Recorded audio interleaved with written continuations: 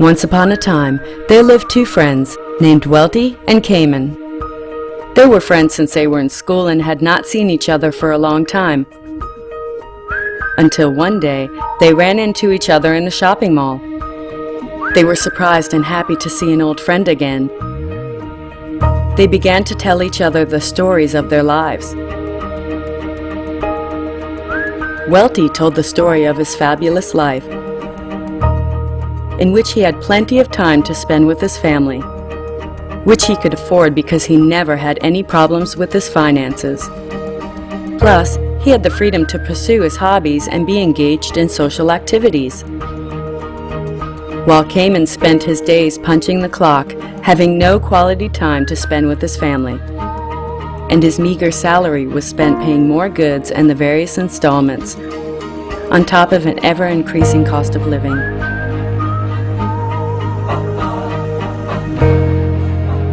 Seeing his friend's pitiful condition, Welty shared a lot of input with his friend. He also told him the story of a boatman who became successful without having to trade his time for money.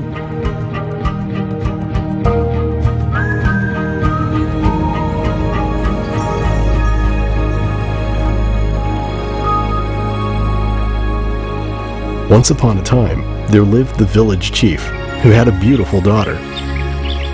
Her beauty was such that all the young men in the village fancies her. Eri was the name of the girl, given to her by her parents. Of all the young men in the village, Eri only set her eyes on two of them. One was called Brito, and the other, Bodhi. It was their spirit and ambition that really impressed her. Time passed, then season changed, until one fateful day, a terrible disaster struck the village. A mighty earthquake had split the village into two parts, separated in the middle by a wide and deep river. The village chief and his family was now on the western bank of the river, while the two young men, Brito and Bodhi, were on the eastern shore of the river. The two young men started to make raft in order to cross the river to see Eri. They did not realize that this raft brought them something unexpected. They began to make money crossing the villages who wanted to see their families to the other side of the river. Time passed, and by next year, Eri will be 18 years old. According to the village tradition, a girl is entitled to choose her suitor when she reached the ages of 18. Eri was so distressed, but could not make up her mind as to choose between Brito or Bodhi. Seeing the dilemma of his daughter, the village chief finally declared a contest.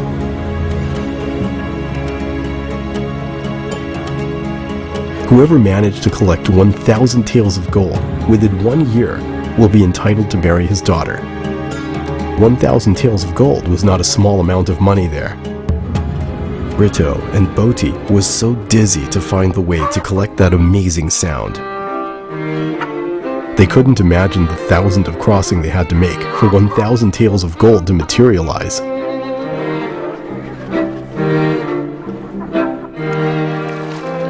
They worked harder and competed to cross more people in order to make the 1,000 taels of gold.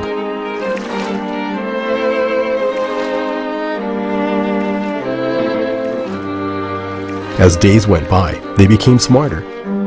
Now, they were not only building rafts but boats to accommodate more people in one crossing, thus increasing their income.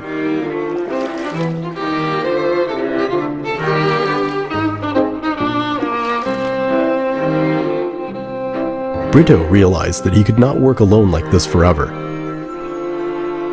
After spending some time calculating, he decided that he could never come out with that sound tails of gold crossing people to the other side. After giving some thought to the matter, Brito decided that he would build a bridge, connecting the two halves of the village, and he would make money by doing that.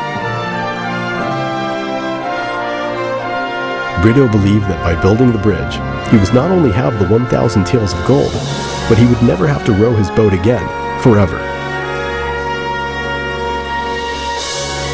Brito set his heart to build the bridge that he had drawn, although he encountered strong opposition and ridiculed by the villagers, who told him that building the bridge was a crazy idea, a wasted time, and he would never make any money. While building the bridge, Brito still continued to cross people with his boat, because he realized that his bridge had not yet been completed and still to yield the single cent. By day, he was crossing people with his boat, and by night and in his spare time, he was building his dream bridge. While Bodhi's income had now increased by crossing more people, with his great energy, he could do more crossing in a day than Brito. His lifestyle began to change, and every day he wasted his money indulging himself.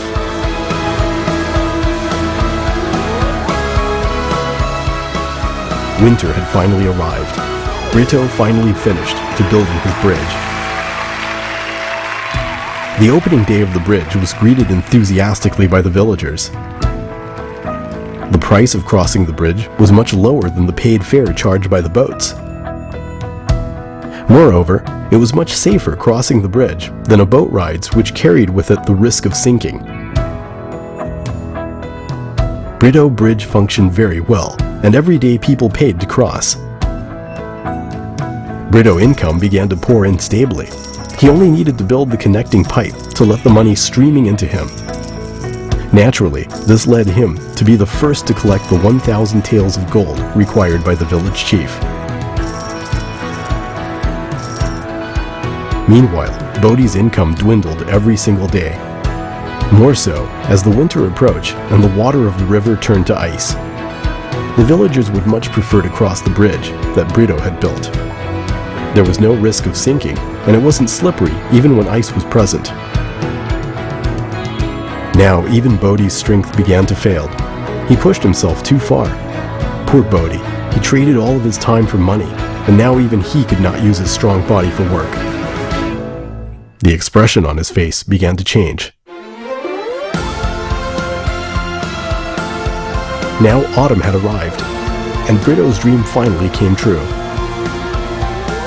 With confidence, Brito went to the house of the village chief to ask Ari's hand in marriage. Finally, Brito and Ari lived happily ever after, enjoy financial freedom, time freedom, and prosperity forever.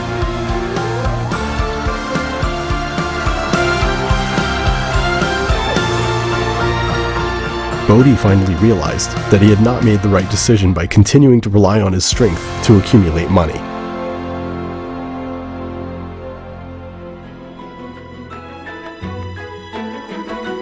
After listening intently to the story, Kamen was beginning to think that he too was doing the same thing that Bodhi did.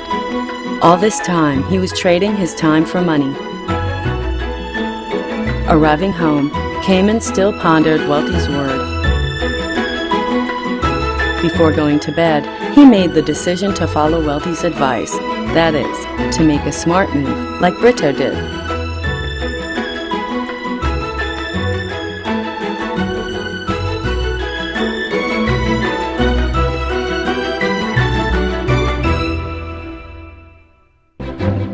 What about you? Which method do you prefer? If you are still unsure, try answering the following questions. Do you possess an income that flows continuously for 24 hours without you actually having to work for it?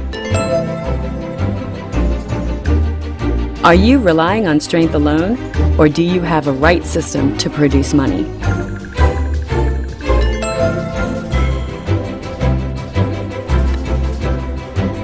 Does your income continue to flow after you are gone?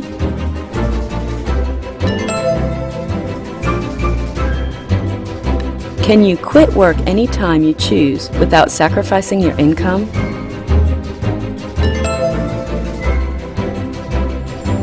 Should you for any reason be out of work now, can you survive for the next year without a job? you cannot say yes to all of these questions, then please contact the person who sent you this video, and he will teach you how will you achieve financial success. Be an extreme now.